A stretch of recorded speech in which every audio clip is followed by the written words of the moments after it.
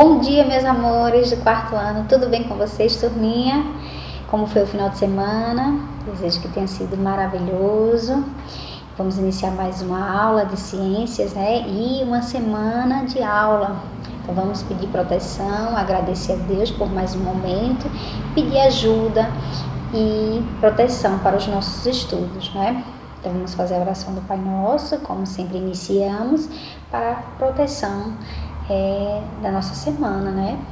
E também de agradecer por tudo que temos e por tudo que somos, pela nossa saúde, que é muito importante. Então vamos fechar os olhinhos e pedir muita proteção ao Papai do Céu. Vamos rezar o Pai Nosso. Pai nosso que estás nos céus, santificado seja o vosso nome, venha a nós o vosso reino, seja feita a vossa vontade, assim na terra como no céu.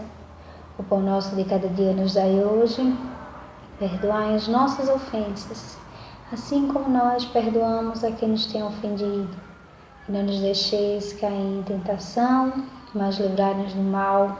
Amém. Então, obrigada, Senhor, por esse momento e abençoa a nossa vida. Vamos agora para a correção, as páginas iniciando a 106 até 108, né? As correções da aula anterior. Então, a página 107 tinha 3 quesitos. O primeiro, em que estado físico se encontra a água que forma geleiras? Então, no estado sólido, tá? Segundo, qual é o nome da mudança de estado físico que ocorre com o derretimento das geleiras? É a fusão.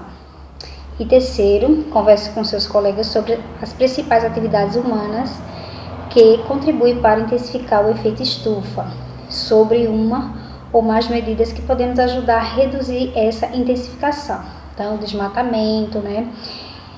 As queimadas, os combustíveis dos carros, né? As indústrias, então são umas das causas, né? Umas das que acontece o efeito estufa, causa, intensifica, aumenta esse efeito estufa, tá?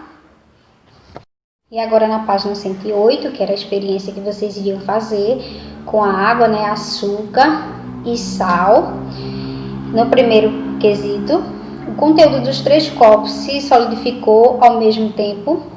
Caso sua resposta seja negativa, qual delas se solidificou mais rapidamente?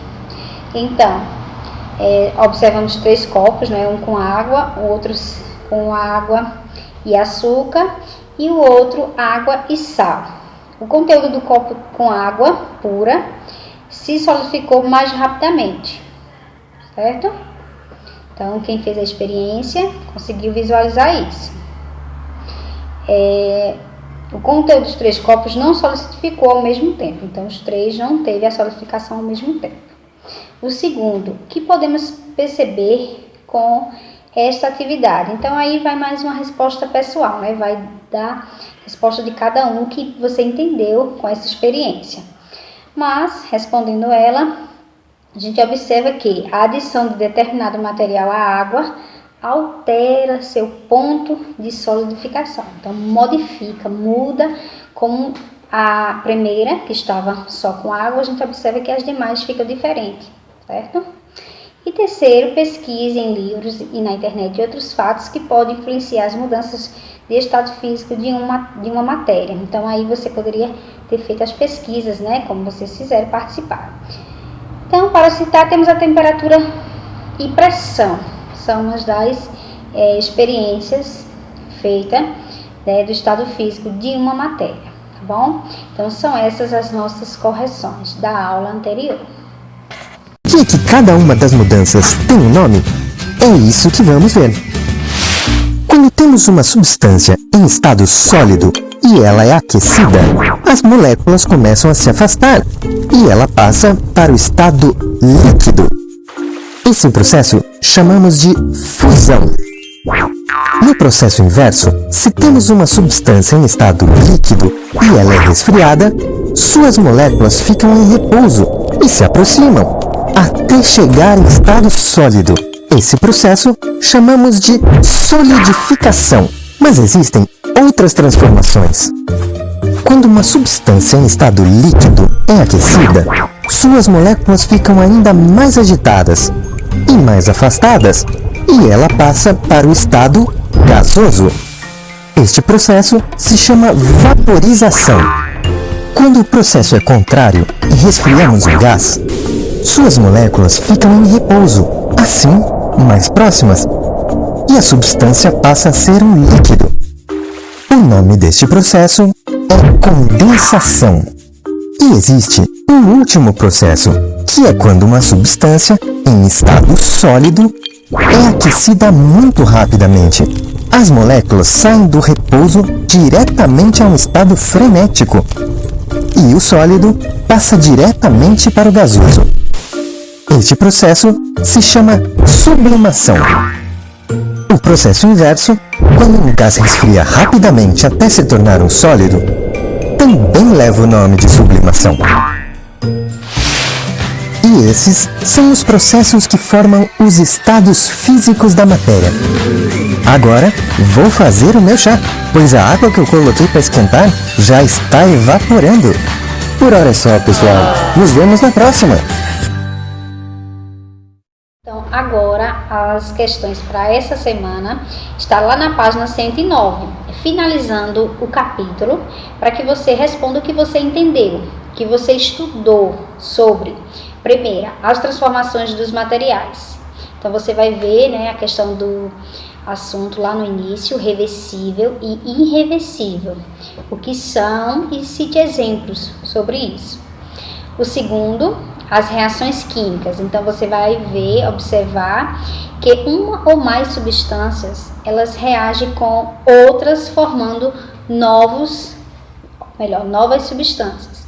Então, você vai ver quais seriam essas substâncias e em que elas se transformam, tá? Também tem lá no início do capítulo. E a terceira, as mudanças de estado físico dos materiais. Então, você vai observar as questões do estado físico, né? A fusão, solidificação, condensação e vaporização. Você vai reler e citar exemplos de cada um. E por último, a quarta questão que eu criei aqui para vocês é uma pesquisa, para que você faça uma pesquisa, né? Relacionado a 3 exemplos de, você vai colocar aí, ao final do vídeo eu vou colocar as questões, tá bom? Para que você saiba qual é. Na verdade, a quarta, a última questão, as 3 você já tem aqui no livro, então você pega o seu caderno, copia as perguntas e responde. Então, a quarta é a seguinte: cite 3 exemplos de transformações reversíveis, então aquela que pode voltar ao seu estado normal, né, reversível. E 3 transformações irreversíveis, né, irreversíveis, que são aquelas que não retornam ao seu estado normal, tá bom? Então, você vai pesquisar 3 exemplos de cada. Pronto, pessoal, então essa semana serão essas atividades para a gente finalizar, para concluir, relembrando o que estudamos no capítulo, para que você descreva o que você entendeu. E em seguida, vocês não esqueçam de enviar para que eu faça as correções. Se tiver dificuldade, precisar de ajuda, estou também à disposição para ajudar. Tá bom? Então, um beijão para vocês e até a próxima aula.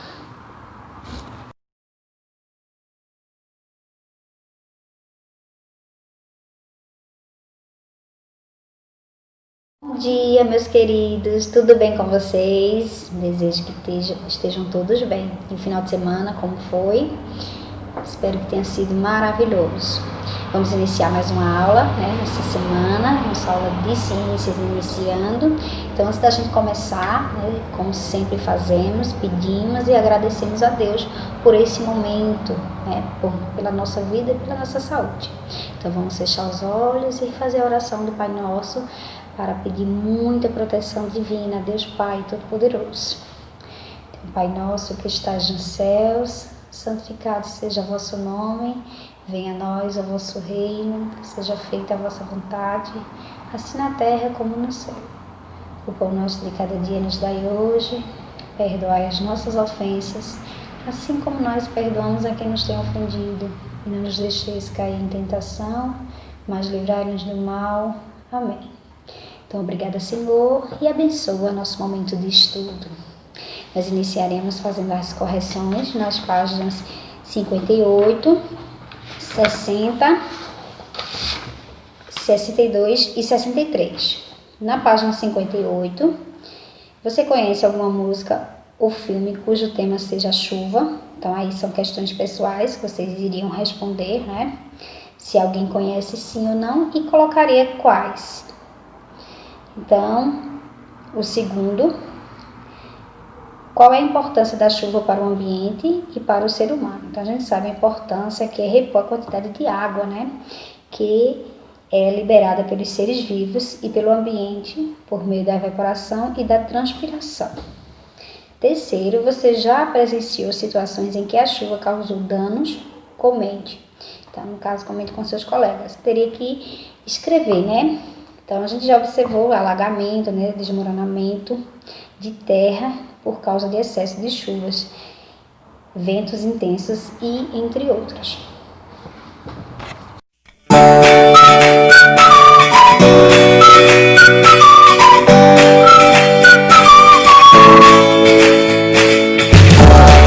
Como sabemos, a água doce é um bem escasso.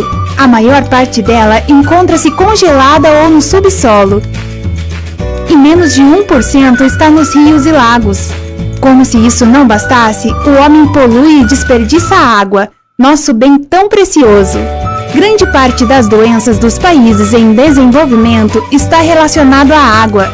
Muitas pessoas adoecem e morrem diariamente porque não têm acesso à água potável.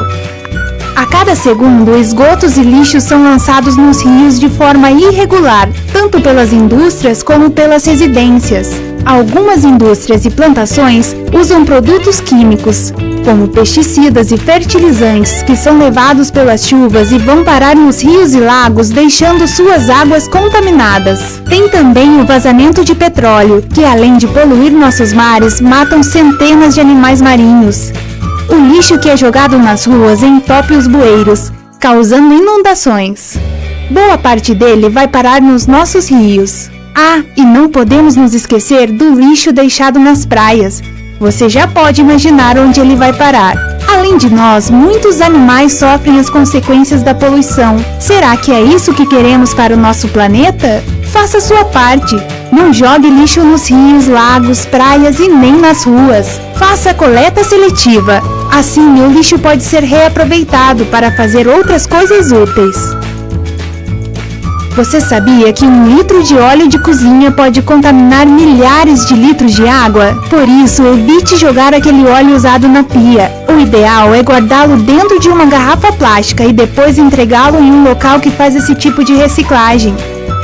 Existem vários pontos de reciclagem de óleo espalhados pelo Brasil. Procure o mais próximo de você. Converse com as pessoas na sua casa a respeito dessas atitudes e peça para que elas também colaborem com o meio ambiente.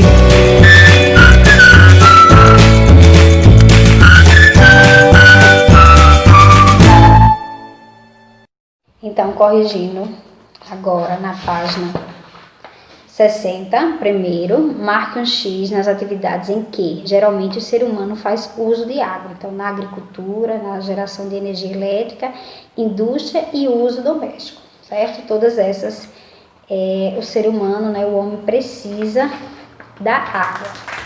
Na